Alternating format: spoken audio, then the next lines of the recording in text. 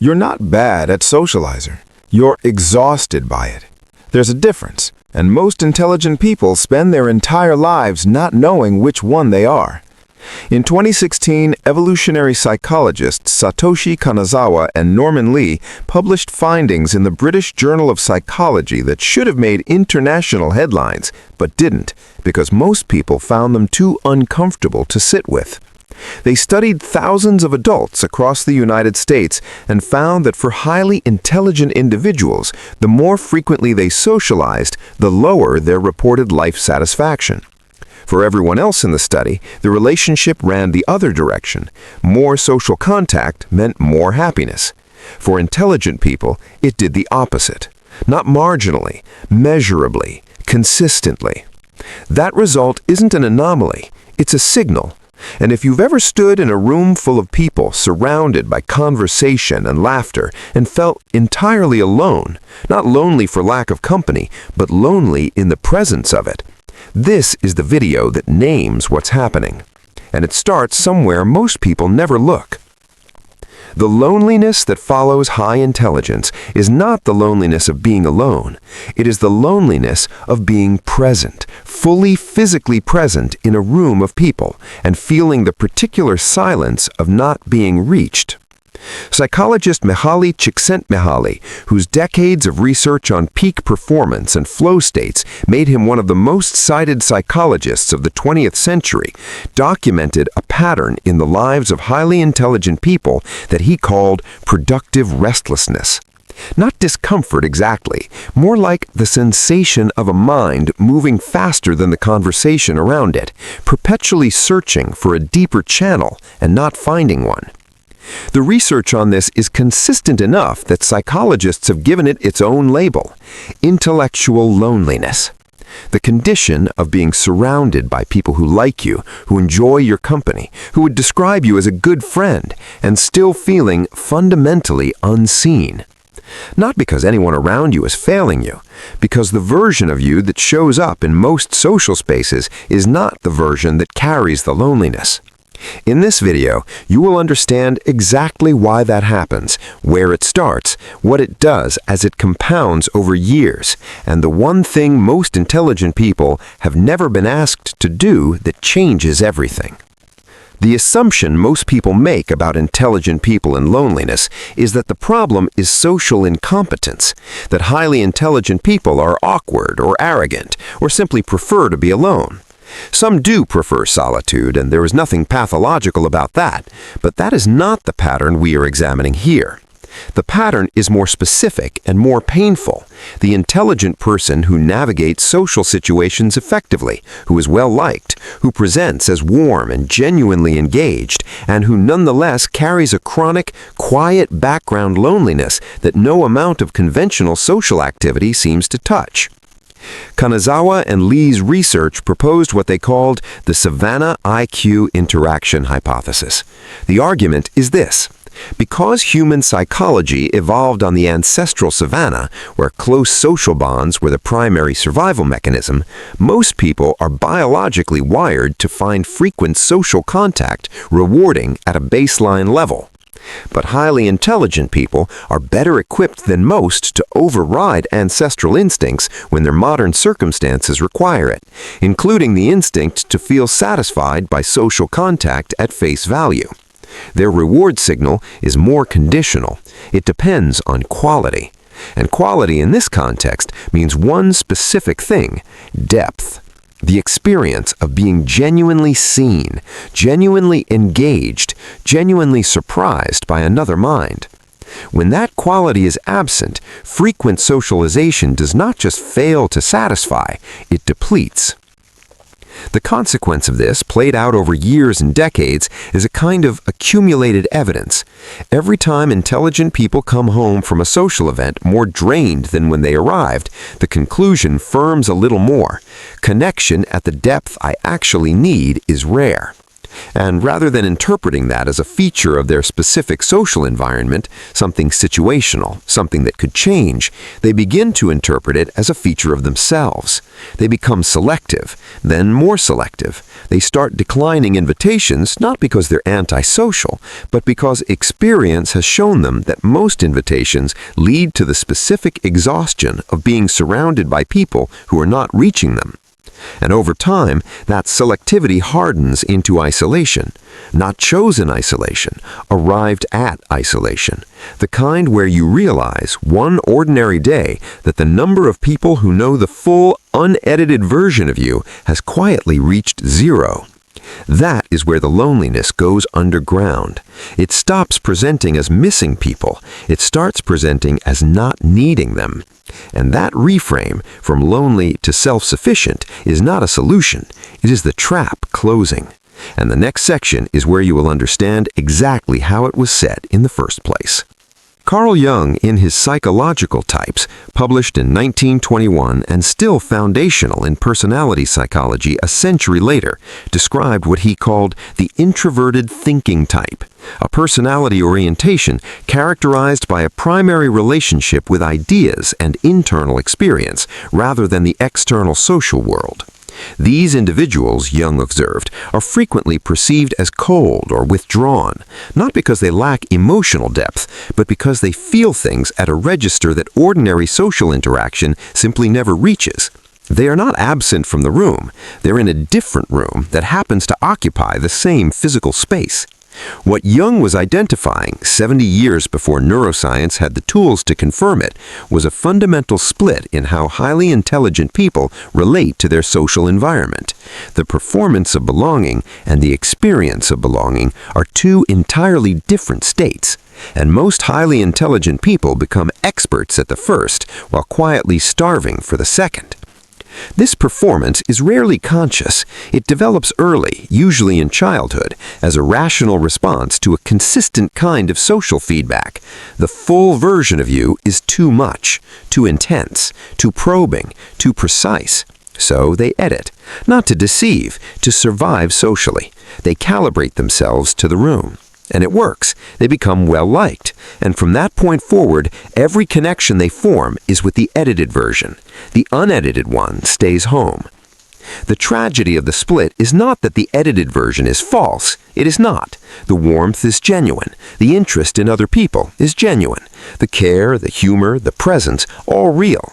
The tragedy is that the version doing all that is not the version that carries the loneliness.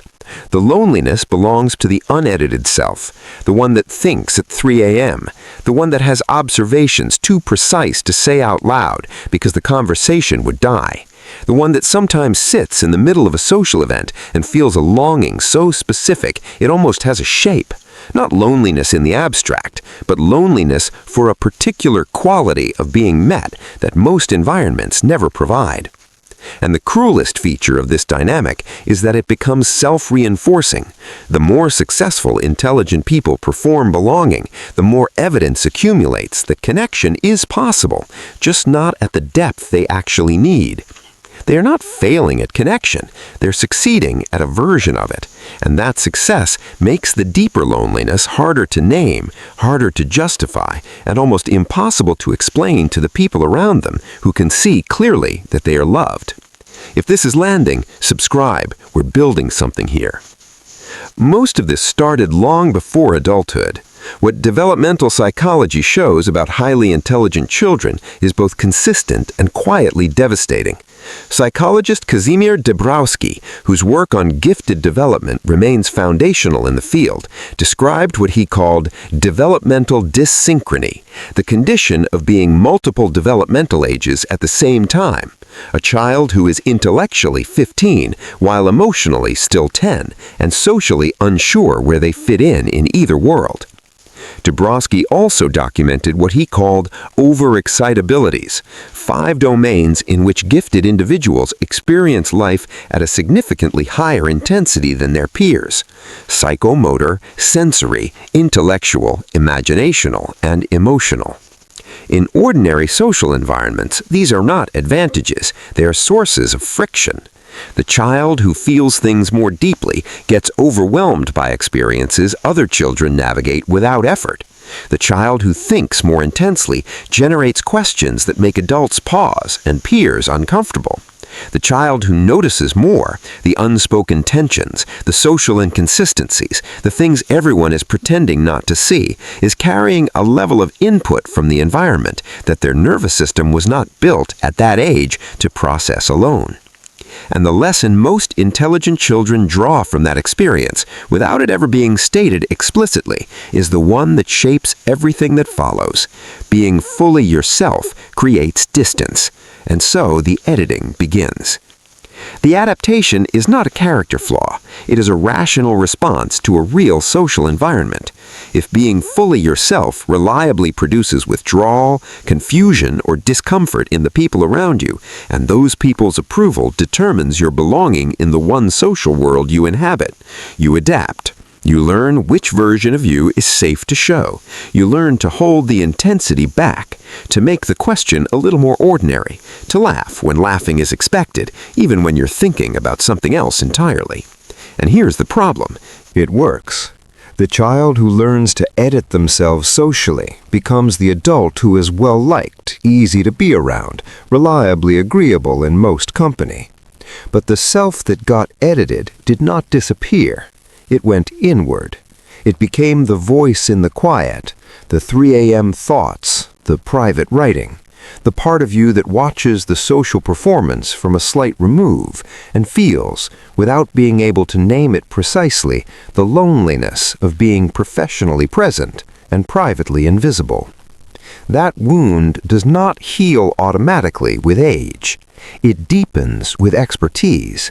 By the time most highly intelligent adults recognize it, the performance has become so fluent that dismantling it feels like destroying the only version of themselves that other people have ever known. And so they keep running it, and the loneliness keeps compounding.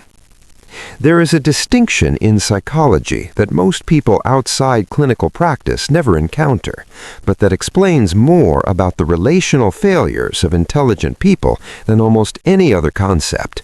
The distinction between cognitive empathy and affective empathy.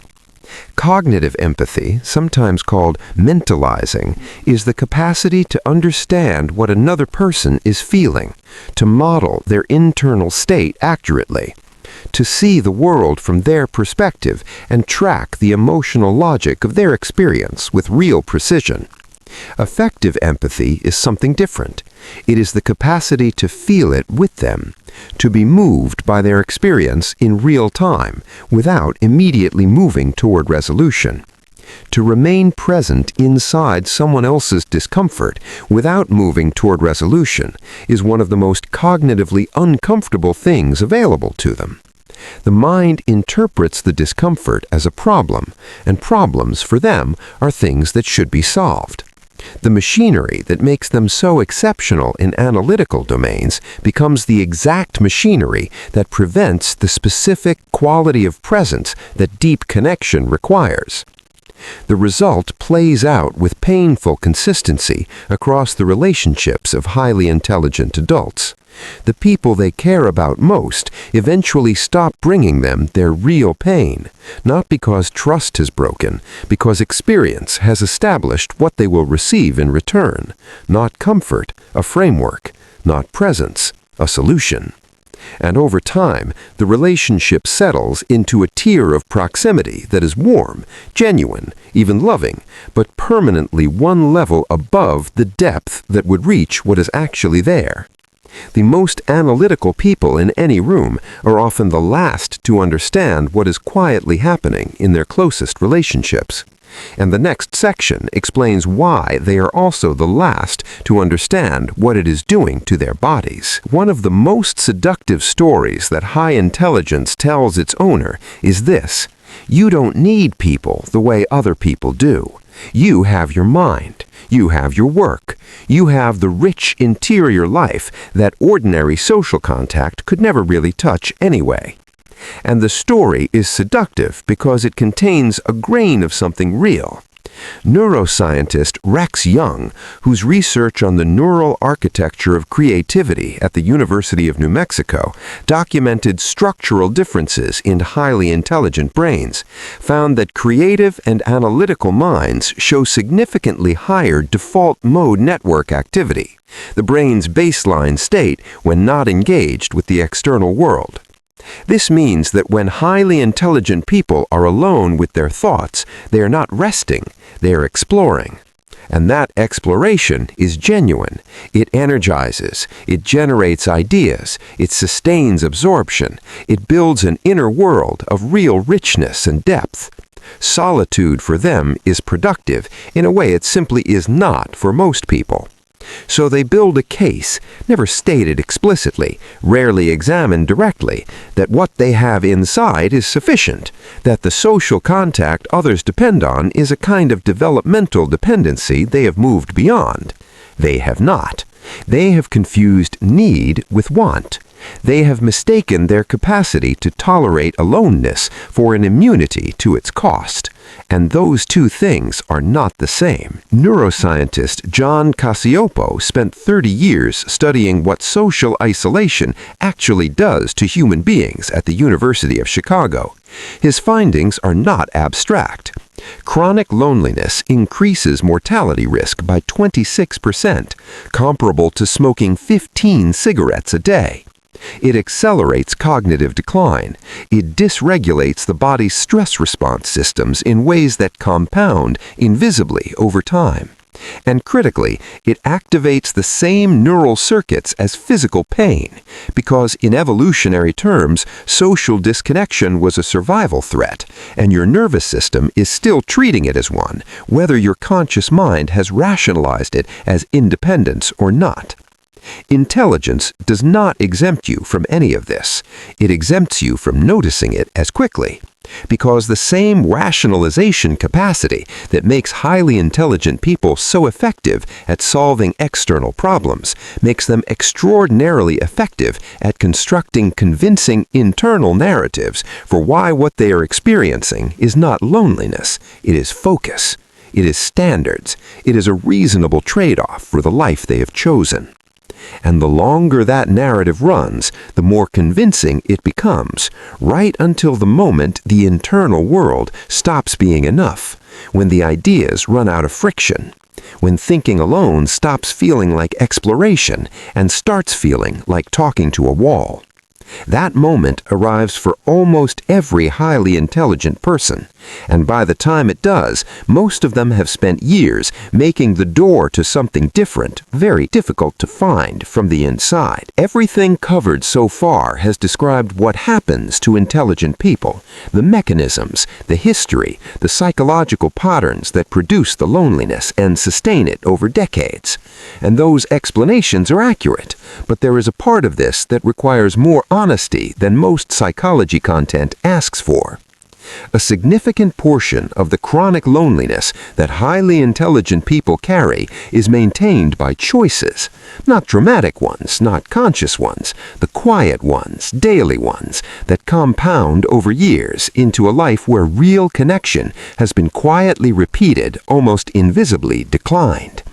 Every time you leave the gathering early because the conversation wasn't dense enough, every time you let a friendship drift because the effort of maintaining it felt disproportionate to what it returned, every time you choose solitude over the inefficient, awkward, unpredictable work of being genuinely present with another person, every time you decide, without exactly deciding, that your standards for connection matter more than the risk of not meeting them. The French philosopher Simone Weil wrote that attention is the rarest and purest form of generosity, that to truly attend to another person, to fully set aside your own mind and be present for theirs, without analysis, without solving, without the safety net of your own intelligence, is one of the most demanding things a human being can do.